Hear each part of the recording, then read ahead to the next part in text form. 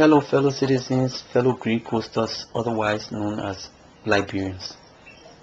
Although we don't love to call this demon name Liberian or Liberians, we're constrained to use it now because we need some quick recognition, not to leave you lost. Although later on you will get to understand why we don't love to call that demon name Liberian. We come to talk to you on this issue of elections. The dangers that elections pose to us as a people in this country. Not because elections are bad, but because we have our cards wrong, positioned wrongly from the very foundation of our country. And we can just keep dodging this huge civic responsibility and thinking that turning online every time to change political administration will help us. It hasn't helped us. It hasn't helped us before. It keeps bringing us more and more disgrace. We need to take the bull by the horn to set our foundation right. The cornerstone of our country is not set right, and we can't keep dodging it and thinking that the biggest civic responsibilities we have, as the devil continues to fool us through some human beings, is to stand online and cast ballot, and that's all to it. No. We have titled this particular lecture, morning lecture, with you, quote, Liberians, please save our country by staying away from the ballot box on Tuesday. We're talking about tomorrow. Stay away from the ballot box on Tuesday, for we now have a different solution, unquote. In this short video, we want to encourage you. We want you to muster the courage to say no to going to the polls tomorrow. We know all of you are in hard gear for change. You want to see your candidate become president. But we come to tell you that our country's problem is far beyond changing presidents or changing political administration. Democracy is being abused here because we don't have our foundation laid properly. We must now lay our foundation. If not, the shock that is coming from that God himself will approve, will inflict upon us for being so dull, or for being so faithless to do the right thing, will not be easy. In fact, let us make it known to all of us, to all of you here, that our little group is saying, until we can have these things that are holding our country down, these theories, we can undo these theories that lay the foundation of this country. Until we can do them now, we can do that change, we will never recognize, we will never lend legitimacy to any more government, any more elections, any more election results in this country. We will live in a different world, a parallel world to the rest of you people. God will help us to survive it, because he has told us to resist the devil for it to flee from us. If people see wrong thing happening and they keep obeying that wrong thing, they are going against God, and God has a way to strike very hard at them. So we are saying, you will hear from us repeatedly by the grace of God, that whether Upon comes up victorious, whether Mr. Bwaka comes up victorious, or Mr. Weah comes out victorious from the exercise that we know others will still force tomorrow to go and have, or to go and take part in, we are not going to recognize any winner. We are not going to lend legitimacy to anything with the name Liberia and all those things attached to it, all those theories now. Not because we have any force or might to do it, but because God will use us to set this example, that There must be time in our lives that we should say enough is enough to doing the wrong thing, especially when we should have established that it is wrong. We will never, let's lay this emphasis here to you fellow citizens, we will never make it in this life as a country, as a people. We will never succeed, we will never score any success mark in anything worthwhile in this life unless we do some radical things. There were certain strong and positive virtues and conditions, like for example our spirituality, our morality, our legality. Once we don't do etc., once we don't do something to set these conditions right in our collective existence as a people, we'll head into huge mess. The one that both people call an apocalypse, a complete destruction in the end, because everybody around us, come to think about it, has fought to get their lives straightened up from the beginning. We see a massive foundation, but to undo and read all of these things are theory or theories. The foundation of a country is theory, and it comes from the intent that the founders had and all of those activities surrounding that foundation, surrounding that time that they were establishing their country. If people establish that these things are not working or they are not well done, later when they get to know, they go back to redo it. That's why in the computer world we have something called undo and redo. If you set up a design on a computer and you know that that design is not working, or it doesn't match the intent or the goal that you want to accomplish later on, you are duty bound to undo and redo that particular design. Everything works by design. When we see here today, healthcare system poor, no justice, especially for the natives, no this and that, no infrastructure development. All of these things are based upon the design that was set up here by the American Liberians, backed by the America. Unless we work on this design, undo it and redo it constructively and theoretically, nothing will work. Things will continue to get bad off. So on this issue of legitimacy, especially when it comes to do with the founding theory of a country, or the foundation of a country, the founding circumstances of a country, we say Liberia is very illegitimate, starting off first off with the beginning argument of Liberia. And we'll just throw a little light on it because our 5-year research work that you will get addresses to, you will get access to, have gone far ahead. They have gone ahead and detailed all of these things. This is just a short narration to you, a short lecture, a short morning lecture to you, so we're not going to go into details. But Liberia was established based upon the foundation stones of lies. Let's just give you 3 of the great lies that laid Liberia's foundation. Lie number 1, the mother of all lies that laid Liberia's foundation, was that lie of December 1816, when founders of the ACS, most of them congressmen from the United States and prominent citizens of the United States, sat at the Davis Hotel in Washington DC and argued that the black, so-called free black slaves, the criminal ones among them that were terrorizing the US society, the American society, they could have cleverly rounded them up and dumped them to a certain location in Africa, since these people were blacks, to dump them somewhere in Africa, and later these people will establish their own country and they will civilize and Christianize the African continent, the dark African continent. Ladies and gentlemen, see that kind of devilish lie.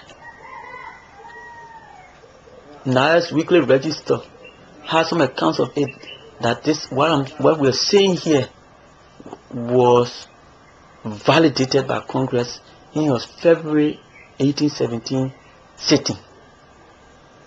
And when you go into our documents, our research findings, you will get more and more of these kinds of astonishing narrations about the establishment of Liberia, the foundation of Liberia. Another lie that established Liberia was when two agents, one from the ACS, which was Dr. Eli Ayers, and the other from the US government, who was taking care of this, who was commanding this USS Alligator warship, Naval Lieutenant Robert Fields Stockton, just to convince our apprehensive African forefathers, our days, our Basas, Gola forefathers, to find a way to convince them to sit with them on a table to get that piece of land on which to dump their black American criminals. These two agents had to lie to our people because our people had gotten apprehensive, especially from the development from Shepherd Island, right next to in Sierra Leone. When our people established that these people were bringing criminals and bringing them in the kind of mass to dump them, kind of huge group to dump them, they never agreed to give their land.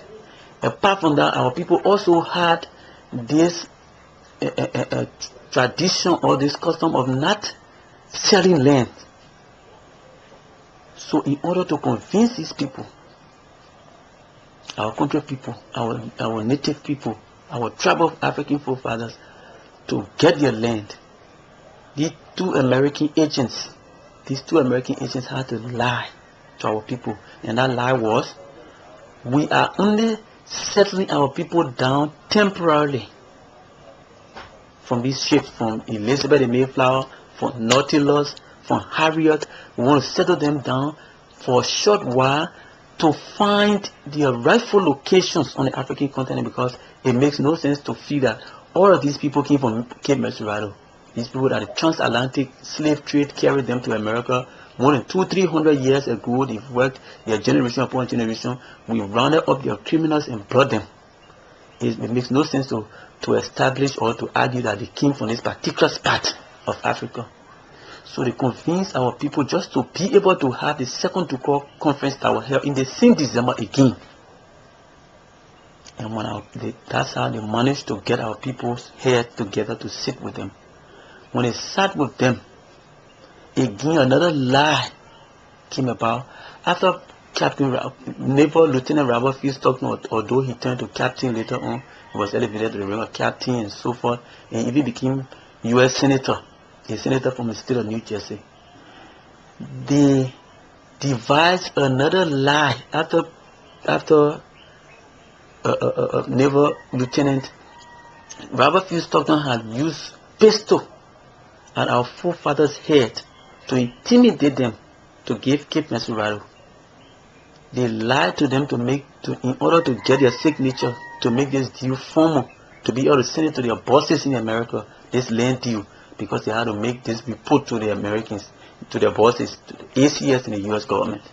So in order to make our people to sign onto their fake document, they lied to them that the Americans lied to our people that they were going to bring some unspecified cash amount for that piece of land, Cape Mesurado, today where the Masonic Craft Temple sits up Monrovia.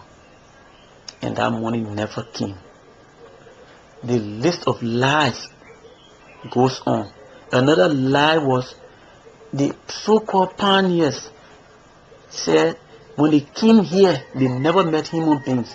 They met a wide wilderness, a huge wilderness, and everything they saw on that wilderness was savages and animals. All of these lies continue to replicate themselves, etc. and etc. The lies go on.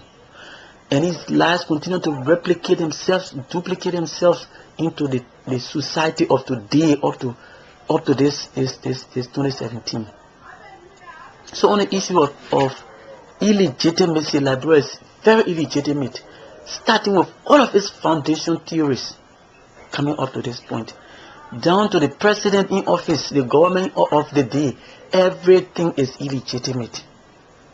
Madam Ellen Johnson Sirleaf, the current president, proved for illegitimacy this way. In short, again, this woman had become president. Her government had come to power based upon a special arrangement from Accra and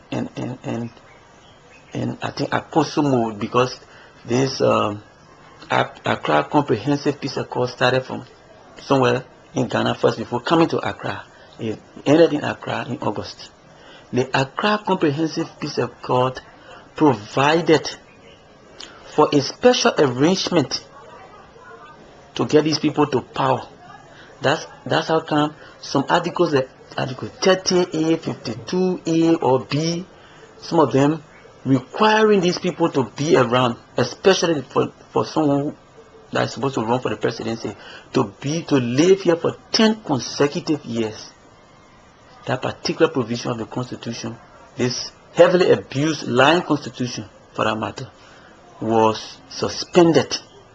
So Ellen in her government, most of her government officials coming to power was through a special arrangement, especially from 2005, based upon the Accra Comprehensive Peace Accord. They seem, to cut short, all of these things have been detailed in our work. The same Accra Comprehensive Peace Accord made room for some justice to begin in this country, because let's get something right. Justice is the only antecedent for peace. If you don't have justice, if people, you don't strive to make sure that you have fair justice in place, you are wasting your time when you're talking about peace and reconciliation. That's how come an entity, a so-called state or nationhood that has existed for 195 years called Liberia, will keep talking about peace and reconciliation. Every politician that takes the mounts, the pulpit to talk, or mounts the podium to talk, will talk peace and reconciliation from start to end. Woe unto this place. When others are building castle in the air, now we're still talking about peace and reconciliation, because we refuse to make sure that justice is prioritized. So the international community, in her wisdom, decided to include this justice peace as another special arrangement in the Accra Comprehensive Peace Accord. That's how come the TRC was set up with a mandate that no government, no elected government, should tamper with the provisions of the TRC. It was giving authority so that whatever it came up with, it should be implemented to help bring the issue of justice, settle the issue of justice, at least, or establish some semblance of justice for us to continue from it. This illegitimate Ellen Johnson Sirleaf in her government, in January of 2011, just because she was coming, she was fighting for a second term after lying that she was only around for one term. When she was struggling to make sure that she came for the second term, in less than 10 days, the Supreme Court of Liberia, that place that, according to Senator Dan Marias in July of this year, it will plunge this country into bloodbath. Her decisions will plunge this country into a bloodbath, according to Senator Marias. That place was brave enough under Chief Justice Johnny Lewis to declare provisions or judgments or rulings of the TRC as unconstitutional, just to give Ellen and her clique a space to ascend to power again for the second time. So the big argument here from our revolution is, if the Supreme Court of Liberia and the Constitution of Liberia will declare the TRC unconstitutional, the TRC being a special arrangement to bring some level of relief to our people in this place. Our people that died in the millions from 1979 coming to 2003, the scope of that TRC, the time scope of it. If TRC could be, if its major provisions or rulings could be declared unconstitutional, then the government of the day is unconstitutional, apart from the fact that Liberia itself is very, very, very, very illegitimate. And everything about it coming continues to remain illegitimate. In fact, you have to be a criminal in Liberia before becoming president.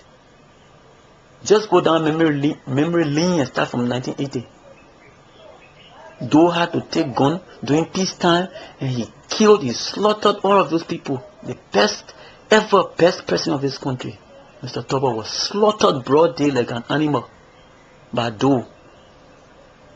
Although all of the authorities in history now have linked it to the United States, backed by the United States, he was slaughtered by Doe, and Doe, that's how Doe came to power.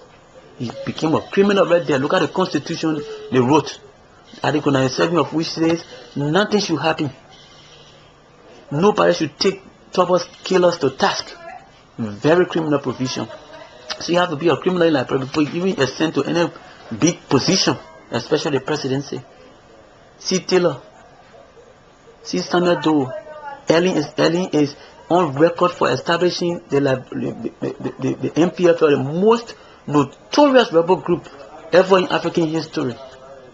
MPFL was established by Ellen, Taylor, and Tom Wewe, according to Wikipedia, are the founders, 3 founding members of the MPFL.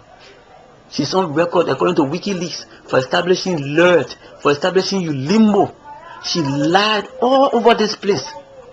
That's how she became president of the country. So we're looking forward again, if you go to the polls again tomorrow to vote, and life is progressive, don't forget, you have to elect somebody that more criminal than Ellen. So we're saying, in short, too many things are at stake. Let us demand, like our revolution now is doing, demand an all citizens conference between now and the time UNMIL should leave, which is March next year, just few weeks away. Let's demand an all citizens conference. This one will be indigenously conducted, because it has been indigenously initiated, argued by us. The United Nations will be there to guide us through the process. Even the United States, with all the way we have problems with them, for them being the one causing all of these problems, because we are still a colony, we're not even independent yet, they will also be part of this process. But it will be conducted by us. We will be at the forefront, because nothing will happen in this place until we take matters into our own hands, until we take the lead. That's why indigenous sons of the soil are taking the lead. Let us demand an all citizens conference, instead of going to stand online again to look for another criminal that will continue an illegitimate statehood and all of its arguments. Liberia's constitution is illegitimate. You all recall the last time they set up a constitution review committee when Dr. Don had told them that so dualities and all sorts of mess was in our constitution, and it was a recipe for chaos, continuous chaos. Today, nothing has happened. The supreme law of the land, nothing has happened. The symbols, nothing has happened. Yet you want to go and stand online, your TRC, to bring relief to the people that die, people that have breath, people that had ambition like you and me, people that had taste for food, people that wanted the best out of life. They were slaughtered because you have a weak constitution, a phony and illegitimate constitution that has no force. Today, because of the international community's presence, it is acting like it has force. The Supreme Court has sat here when millions of our people were killed. Today is acting like it has teeth. And you want to go tomorrow to stand online to vote again, to continue business as usual. Too many things are at stake. We are saying, let's take matters into our own hands. Let's constructively demand this all citizens conference, instead of anything called standing online. God will hold you responsible if anything goes wrong, which is sure to go wrong, because God is not mocked. And so saying, let's say so. Let's go for a citizens conference. God has prepared people to lead this process. We have taken 5 years to write all of the issues that are at stake. So we're not going to that conference blind. All of the key issues that need to be debated at that conference, the Plain Truth Revolution has prepared all. Please, don't do the same thing every time and expect a different, better result. The issue of elections in this country is very dirty and bloody. We don't expect people of this 21st century who are reading now between the lines to still want to use the same formula. Don't forget, the first election in this country was held September 27, 1847. Since that date, elections used to be held here every 2 years. Whether contenders were in a race or not, every 2 years. In the early 1900s, it went to every 4 years. In fact, imagine from 1895 to 1900, the only so-called university you have in the country was closed because your American Liberian leadership said there was no money. Yet and still, people were going to the polls every 2 years to have elections. Imagine what happened in 1927, when according to history, you have about 15,000 registered voters. And your sitting president, Mr. Charles D.B. King, said he won T.J.R. Faulkner, his only arch rival during that election, 230,000 votes. And that particular elections went into the Guinness Book of Records as the world's most corrupt elections ever. Imagine what happened in 1951, when Todman, for formality, said he was having elections and Detour was the only contender in that election. Detour's name was never on the ballot paper, but Todman said he won that election with over 200,000 votes. Imagine what happened in 1955, when the major contender, Samuel D. Coleman, was murdered. He and his son John were murdered. Yes, their bodies were barbarically dragged through the streets of Monrovia. The only contender, the only opposition that Todman had at the time, in the very election year, in June of that year, 1955. Imagine what happened in 1985. Even up to 2005, 2019, all those things were so recipe of chaos. Nothing is working here. Let us put a halt to this thing. Like what one of the revered journalists in this country, Mr. Julius Chair, once said, everybody knows Liberia. He was alluding anyway. Liberia is like a car that has serious problem all within its engine. And then the driver on this car, the passengers on the car want to argue that you can keep moving this car and repair it. No. This car must be halted relatively. It must be halted relatively, constructively halted. We're not saying life will halt. Things will still be going on, but let's halt this car and do an engine overhaul. That's what we're demanding this conference instead of standing online again. See the kind of debate that are going on now. Please, we're telling you, it will not take angels coming from heaven to talk to you. It will take another fellow human being, especially your own compatriot. Please.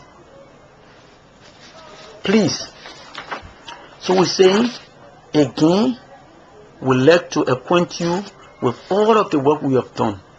We encourage you to go to https://web.facebook.com/plaintruth2013 for more details of what we're saying. Or you can just Google out Plain Truth Revolution. You'll see a lot of things coming up. Get to our flyers. We have flyers 1 to 4. Those are all revolutionary flyers. They will be in the street corner and they also are online. But we'll keep talking, we'll keep engaging with you even after tomorrow passes. We'll even be more active by the grace of God. But we're saying, if you get this message soon, do not stand online tomorrow to vote. Not that we hate anybody. Even the Ellen Johnson Sirleaf that is so illegitimate in our government, so illegitimate, and they continue to promote this illegitimacy. we don't hate her. We don't hate her. We're saying we need to set our lives straight as a people. And let's go to the conference table. Let's not allow something to spark up again, God forbid. Let's go to the conference table. Let's use education. Let's use history. Let's use dialogue. Let's use debates, rational debates, to change the situation around. Thank you so much.